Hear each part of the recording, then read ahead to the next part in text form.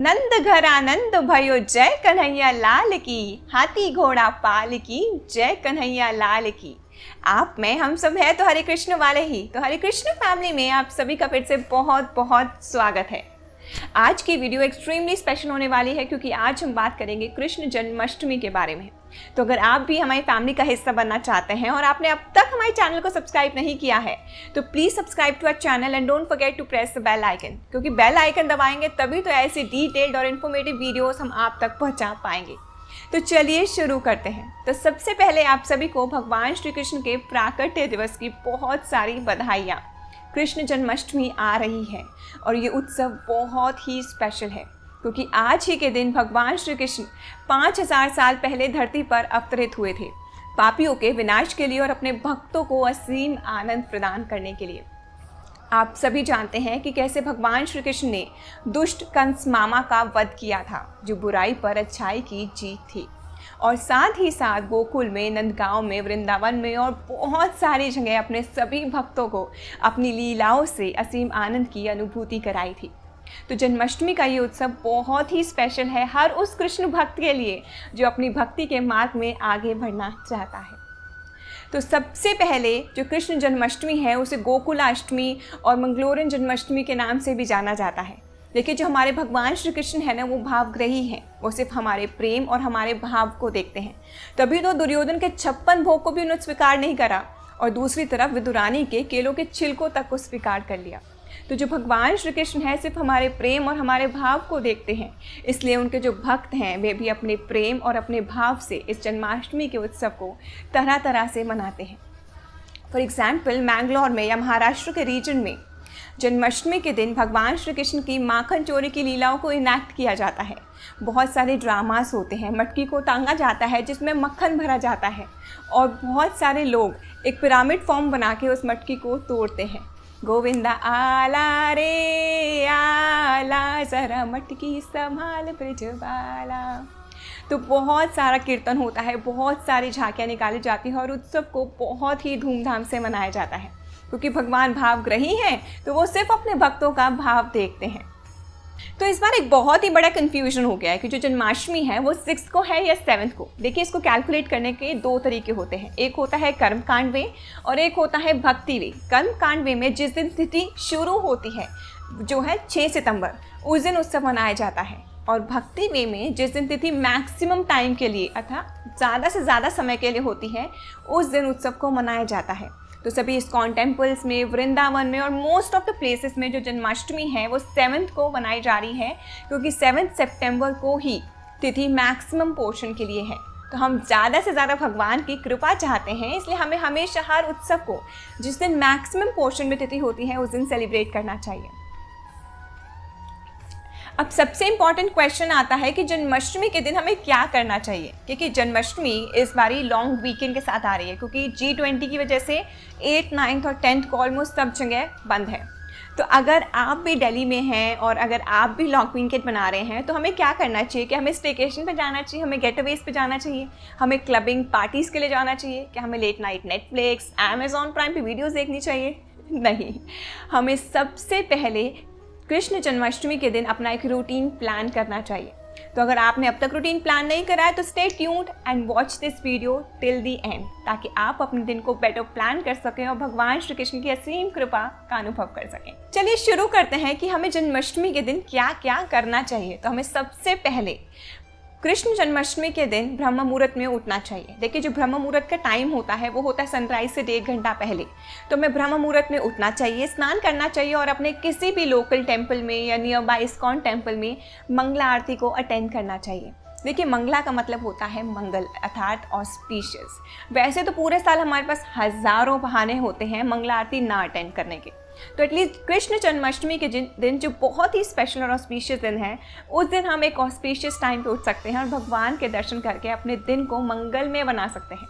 तो सबसे पहले हमें ब्रह्म मुहूर्त में उठना है और भगवान के दर्शन करने हैं। पॉइंट नंबर 2, हमें भगवान के तरफ अपना ग्रैटिट्यूड एक्सप्रेस करना चाहिए। हमें भगवान को थैंक यू बोलना चाहिए कि वो इतने मर्सीफुल हैं, इतने कृपालु हैं, हमेशा हम पे अपनी कृपा बनाए रखते हैं। हमें उनको हर उस चीज़ के लिए थैंक यू बोलना चाहिए। हमें भगवान को थैंक यू बोलना चाहिए कि वो हमारे लिए इस धरती पर अवतरित होते हैं ताकि वे हमारे कर्म बंधन को काट सके और हमें जन्म मृत्यु के इस चक्र से बाहर निकाल सकें। हमें भगवान को थैंक यू बोलना चाहिए हर उस चीज़ के लिए जो हमारे पास है। हमें भगवान को थैंक यू बोलना चाहिए हमारा हमेशा साथ देने के लिए। जब कोई हमारे साथ नहीं होता तब भी भगवान हमारे साथ रहते हैं।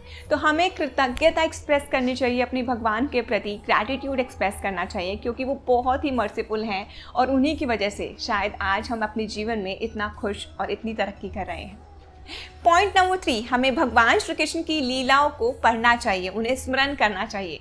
जितना भी हो सके भगवान श्री कृष्ण के नाम रूप को, लीलाओं को पढ़ना चाहिए। श्रीमद् भागवतम को पढ़ना चाहिए, गीता का अध्ययन करना चाहिए। श्रील प्रभुपाद की स्मॉल बुक्स को आप पढ़ सकते हैं। आप कृष्ण बुक को पढ़ सकते हैं। जो कृष्ण बुक है वो श्रीमद् भागवतम के 10th कैंटो की कंपाइलेशन है। तो दिस इज अ बुक। तो कृष्ण बुक को एटलीस्ट इनिशियल चैप्टर्स आप पढ़ सकते हैं क्योंकि इस बुक में भगवान श्री कृष्ण के एडवेंट, उनके बर्थ के बारे में बताया हुआ है।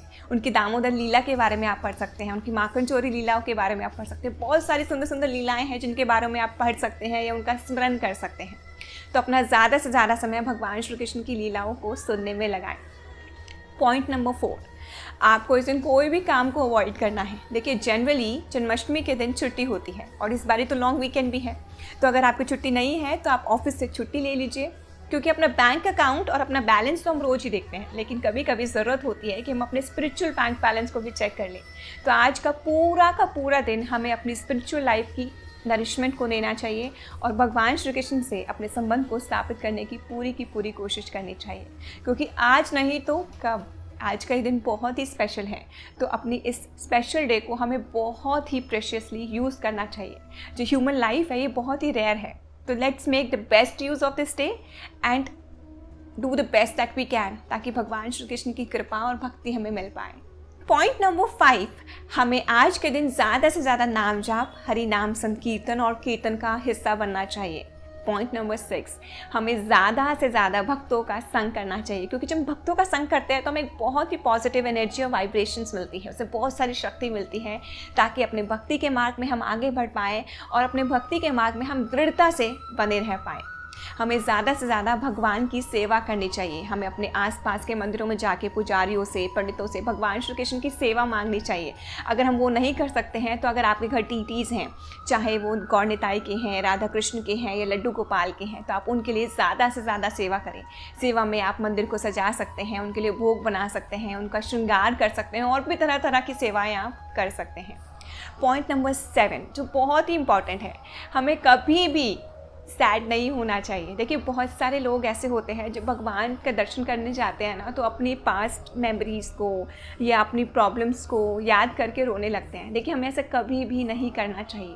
कहते हैं कि जब हम मंदिर जाते हैं तो हम भगवान के दर्शन नहीं करते बल्कि भगवान हमें देखते हैं। तो इमेजिन करो कि कोई भी आपको दुखी, सैड, रोता हुआ क्यों देखना चाहेगा, है ना। तो जो भगवान है वो हमेशा हमें खुश देखना चाहते हैं। उन्हें हमारी प्रॉब्लम्स की हमसे ज़्यादा फिक्र है और हमसे ज़्यादा उन्हें पता है कि हमारे लिए क्या बेस्ट है। मैं चिंता क्यों करूं, उसे चिंता हमारी है। मैं चिंता क्यों करूं, उसे चिंता हमारी है। हमारे प्राणों का रक्षक सुदर्शन चक्रधारी है। तो बस इसी पॉजिटिव माइंडसेट के साथ भगवान के दर्शन करिए, बहुत ही पॉजिटिव एटीट्यूड के साथ, एक बहुत ही फेस्टिव मूड में बहुत खुश रहिए, भगवान के दर्शन करिए और जितनी भी बड़ी वाइट स्माइल आप ला सकते हैं अपने चेहरे पे, जेन्युइनली वो भगवान के दर्शन करते वक्त लाइए। पॉइंट नंबर 8, हमें तन, मन और धन से कम्प्लीटली भगवान श्री कृष्ण के चरणों में समर्पित हो जाना चाहिए। एटलीस्ट जन्माष्टमी के दिन हमें एक छोटा सा प्रयास करना चाहिए कि हम भगवान श्री कृष्ण के निकट रहें। इसलिए हमें भगवान श्री कृष्ण के लिए मन से व्रत रखना चाहिए, हमें उपवास रखना चाहिए। उपवास में जो उप होता है उसका मतलब होता है निकट और वास का मतलब होता है रहना। तो हमें छोटा सा प्रयास करना चाहिए व्रत रख के भगवान श्री कृष्ण के निकट रहने का और साथ ही साथ इस दिन ज़्यादा से ज़्यादा भजन और कीर्तन करना चाहिए। तो ये हमारी बॉडी के लिए फास्टिंग होनी चाहिए और हमारे सोल के लिए फीस्टिंग, क्योंकि हम जब ज़्यादा से ज़्यादा हरि नाम लेते हैं तो हमारा मन भी खुश रहता है और हमारी बुद्धि भी शांत रहती है और हम अपने भक्ति के मार्ग में जल्दी आगे बढ़ पाते हैं। तो जैसे भी आपकी बॉडी आपको अलाउ करती है, आपकी हेल्थ अलाउ करती है, आप वैसे ही व्रत रख सकते हैं। आप निर्जला रख सकते हैं, आप पानी के साथ रख सकते हैं, आप फल ले सकते हैं, आप एकादशी प्रसादम ले सकते हैं और उस हिसाब से व्रत को शाम को खोल भी सकते हैं। तो जैसे भी आपकी बॉडी आपको अलाउ कर रही है, आप उस तरह से भगवान श्री कृष्ण के नाम के लिए व्रत रख सकते हैं। और साथ ही साथ ऐसा माना जाता है कि जो जन्माष्टमी का फास्ट रखता है उसके 100 जन्मों के पाप नष्ट हो जाते हैं। तो एक जन्माष्टमी का जो फास्ट होता है that is equivalent to 20 crore एकादशीज। तो आप समझ रहे हैं कितना प्रभावशाली, कितना इंपॉर्टेंट है जन्माष्टमी का ये त्यौहार, और इस दिन व्रत रखना कितना ज़्यादा इम्पॉर्टेंट है। तो हमें ज़्यादा से ज़्यादा कोशिश करनी चाहिए कि हम भगवान श्री कृष्ण के निकट जाएँ, हमारे मन में उनके प्रति एक प्रेम भाव उत्पन्न हो और हम अपने भक्ति के मार्ग में आगे बढ़ के जन्म मृत्यु के इस चक्र से बाहर निकल पाएं। पॉइंट नंबर 9, जन्माष्टमी के दिन हमें भगवान श्री कृष्ण के महाअभिषेक के दर्शन ज़रूर करने चाहिए। तो 11 बजे अप्रॉक्सीमेटली महाअभिषेक शुरू हो जाता है, तो आप किसी भी नियर बाय इस्कॉन टेम्पल में या लोकल टेम्पल में जा सकते हैं और भगवान के महाअभिषेक के दर्शन कर सकते हैं। और अगर आपके घर डीटीज़ हैं, चाहे वो गौर निताई हैं, राधा कृष्ण है या लड्डू गोपाल है, तो उनका महाअभिषेक आपको घर पे ज़रूर करना चाहिए। कहते हैं कि अगर आपके घर डीटीज़ होते हैं तो आपको हर फेस्टिवल उनके साथ ज़रूर मनाना चाहिए। तो अगर आपके घर डीटीज़ हैं तो आप अभिषेक का एक प्रोसेस फॉलो कर सकते हैं, जो मैं आपके साथ शॉर्ट में यहाँ शेयर करूँगी और कोशिश करूँगी एक सेपरेट इंस्टाग्राम वीडियो भी बनाने के लिए। तो अभिषेक 5 तरह से किया जाता है। पहला होता है शुद्ध जल से, दूसरा अभिषेक होता है पंचामृत से, तीसरा होता है फ्रेश फ्रूट के जूसेस से जो खट्टे नहीं होने चाहिए, चौथा होता है फ्लास से, और पांचवा होता है छन्नी, फ्रूट और नारियल पानी से। इस पूरे महाअभिषेक के बाद आप भगवान श्री कृष्ण का बहुत ही सुंदर श्रृंगार करिए, उन्हें झूले में बिठाइए, उनकी आरती करिए और उसके बाद उन्हें 56 या जितने भी आपके लिए पॉसिबल हैं उनका भोग लगाइए। और उसके बाद जो चनामृत है उसे आप प्रसाद के रूप में ग्रहण करके अपने व्रत को उसके बाद तोड़ सकते हैं। तो कृष्ण जन्माष्टमी के दिन महाअभिषेक जो होता है बहुत ही स्पेशल और बहुत ही सुंदर होता है, स्पेशली इस्कॉन टेम्पल्स में अगर आपको मौका मिले तो आप ज़रूर जाइएगा। Point number 10, next day fast शुरू होता है श्रील प्रभुपाद के अपीयरेंस डे का। श्रील प्रभुपाद का प्राकट्य दिवस नंदोत्सव के दिन मनाया जाता है, अर्थात कृष्ण जन्माष्टमी के एग्जैक्टली नेक्स्ट डे। तो नेक्स्ट डे हम 12 या 12:30 बजे तक फास्ट ऑब्जर्व करते हैं और उसके बाद हम अन्न प्रसादम ग्रहण करके अपने फास्ट को खोल लेते हैं। तो इस कृष्ण जन्माष्टमी हम सब मिलकर भगवान श्री कृष्ण से प्रार्थना करते हैं कि जैसे वे इस धरती पर हम बद्ध जीवों के लिए अवतरित हुए, वैसे वे हमारे हृदय में, हमारे मन में भी अवतरित हों, ताकि हमारा मन शुद्ध हो, उनके प्रति हमारा प्रेम जागृत हो और हम अपनी भक्ति के मार्ग में आगे बढ़ पाएँ।